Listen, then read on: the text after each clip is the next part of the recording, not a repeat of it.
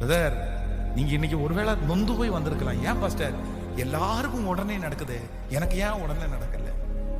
எனக்கு மட்டும் ஏன் ஆண்டவர் அளந்து கொடுக்கிறாரு? அவங்களுக்கெல்லாம் அள்ளி கொடுக்கிறாரு, எனக்கு மட்டும் அளந்து ஏன் கொடுக்கிறாரு?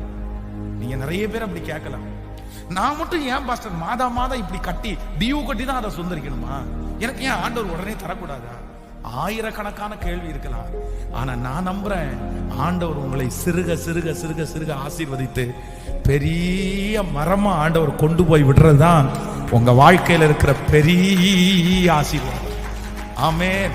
அந்த மரம் எடுத்த உடனே பெரிய மரமா வந்துச்சுன்னா அந்த மரத்துக்கு ஆயுஸ் இல்லை. ஆனா அந்த மரம் நாள் பிடிச்சு கொஞ்சம் கொஞ்சமா வளருதுன்னா அந்த மரத்துக்கு ஆயுஸ் கட்டி, அந்த மரம் ரொம்ப நாள் நிற்கும். அந்த மரம் நிறைய பேருக்கு ஆசீர்வாதமா இருக்கும். அதனால ஆண்டவர் உங்களை கொஞ்சம் கொஞ்சமா வளர்த்துறதுக்கு கர்த்தருக்கு ஸ்தோத்திரம்.